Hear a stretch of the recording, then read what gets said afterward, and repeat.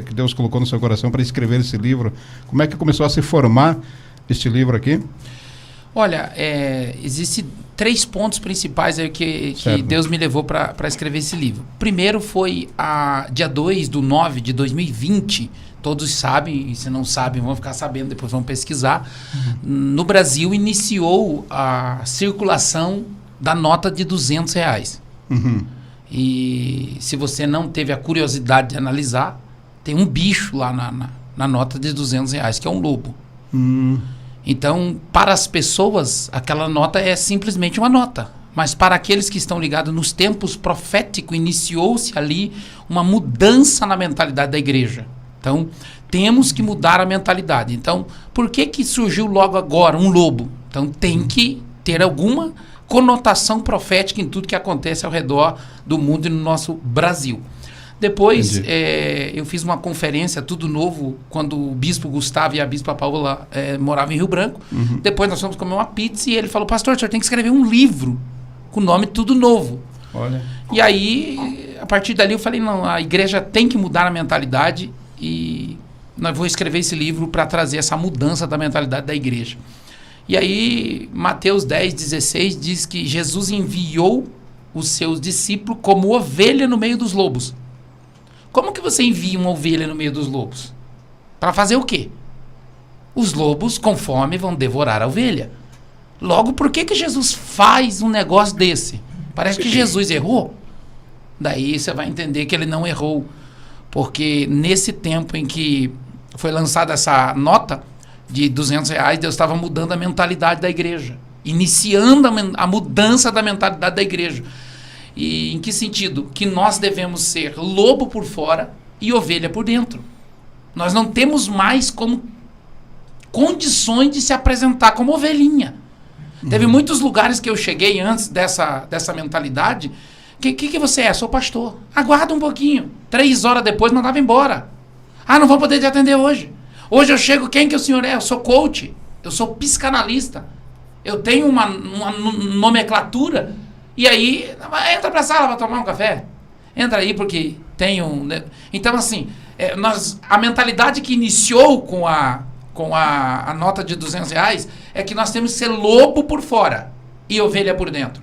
Acabou aquela ideia que os pastores, que os irmãos, que os crentes só servem para dizer glória a Deus e aleluia e baixar a cabeça. Não.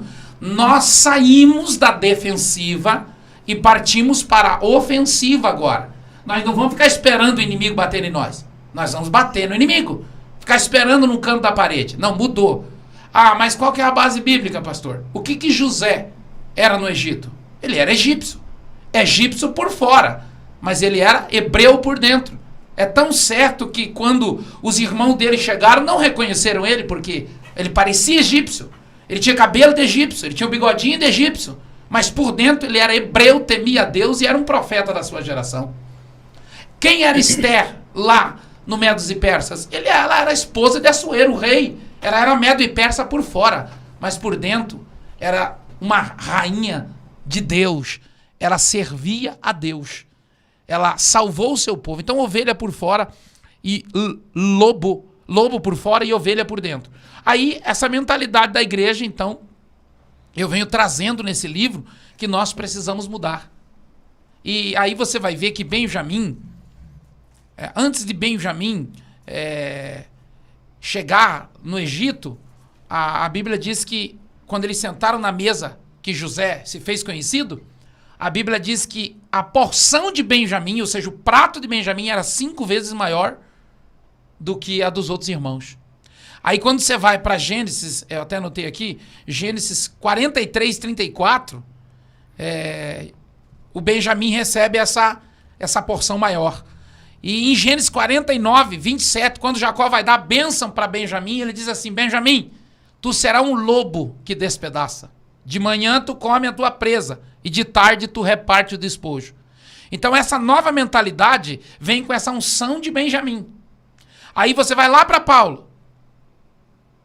Paulo, a Bíblia diz em Filipenses 1, Atos 23, Gálatas 1, que ele era da tribo de Benjamim.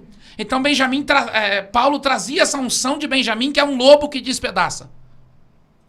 Aí eu te pergunto, qual foi o único apóstolo que conversou com os Césares?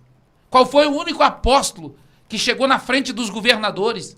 Qual foi o único apóstolo que pregou no Areópago? Qual foi o único apóstolo que sentou com os empresários em Filipos?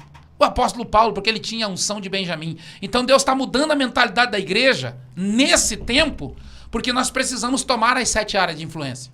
Nós não precisamos mais ficar só na religião, só pregando no domingo à noite. Nós temos que levantar pessoas para a política, nós temos que levantar pessoas para a educação, para a família, para a mídia, para as artes. Nós temos que levantar pessoas para todas as circunstâncias com mentalidade diferente. Não é aquela mentalidade só de pregar domingo à noite. Se nós em Curitiba temos 38 vereadores, se dos 38 vereadores, 25 fossem temente a Deus e seguissem os princípios da palavra de Deus, e o prefeito também, como seria a cidade de Curitiba?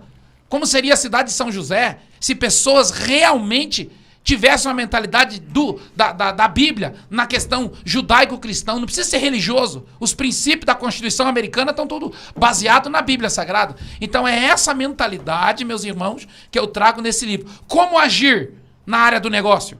Como agir na área política? Como agir nas artes agora? Como agir na mídia agora? Como que nós devemos se portar nesse pós-pandemia? Eu trago nesse livro aqui. E a igreja precisa urgentemente mudar a mentalidade. Quando eu disse que a igreja saiu da defensiva e foi para a ofensiva, e nós não vamos recuar, independente do que aconteça no mundo, porque a igreja, Jesus era cordeiro, nós estamos com a unção de lobo por fora. Nós não vamos baixar a guarda. É tanto que, quando o Tiago disse que resistia ao diabo e ele fugirá de vós, pregaram para nós durante quantos anos?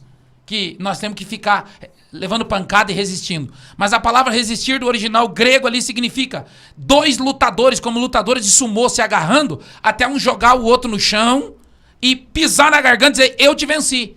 Então a mentalidade da igreja agora tem que ser mudada. Você que está me ouvindo, pare de ficar achando que Deus vai fazer tudo. Deus não vota. Deus não troca o pneu do teu carro. Deus não põe gasolina no teu carro. É você que tem que fazer. Então a mentalidade da igreja agora é estabelecer o reino. Aonde nós estivermos, nós temos que estabelecer o reino. E quando nós estamos estabelecendo o reino, não interessa quem vai se opor a nós. Nós precisamos avançar com muita oração, com muita busca de Deus, mas a cada dia mais, se preocupando em manifestar o reino. Então esse livro traz basicamente essa ideia. Entendi. É tudo novo, então, inclusive, vai deixar um aqui para... Sorteio. Você... Vamos ver como é que nós vamos sortear, né? A questão. Eu vou deixar mais um aí do primeiro. Eu vou tocar num ponto político. Riquezas que transformarão sua liderança para sempre. 2 livros para sortear que já vamos dizer como você pode... Esse número 153, a letra hebraica é uma imagem. E a imagem traz uma revelação. E o número 153 traz a imagem de um filho. E o que Jesus está dizendo para nós? Que os filhos terão que desfrutar dessas bênçãos nesse tempo. Só os filhos. Então, tanto o peixe como o lobo, Deus estava tentando trazer uma mentalidade, está mostrando para a igreja que é essa mentalidade que você já mudou. E que nós estamos devagarzinho levando para a igreja. Aqui, ó, esse povo aqui já mudou. Já tem uma mentalidade. Só que daí nós vamos ter que saber falar a linguagem. Em cada lugar. Sim. Porque senão nós vamos declarar guerra. E nós não podemos gastar energia. Porque qualquer guerra que você faz, você gasta energia, que você podia estar produzindo em outros lugares. Sim. Então a questão da nota é a mentalidade da igreja que tem que mudar. Mas quem que vai se levantar para falar? Eu falo disso nesse livro. E eu vou escrever um livro só com esse tema. Lobo por fora e ovelha por dentro. Tem um outro pregador que usa a expressão leão, né? Unção de leão, né? No caso, o senhor usa a expressão lobo, mas é só uma forma de expressão, mas a mensagem é a mesma, né? No sentido da gente reagir, né? Isso, é a mesma. É uma unção que nós estamos vivendo hoje, falando mais na linguagem cristã, evangélica, é uma unção de guerra. Ah, sim. Entendeu? Nós estamos recebendo de Deus uma unção de guerra. Nós estamos diante de uma guerra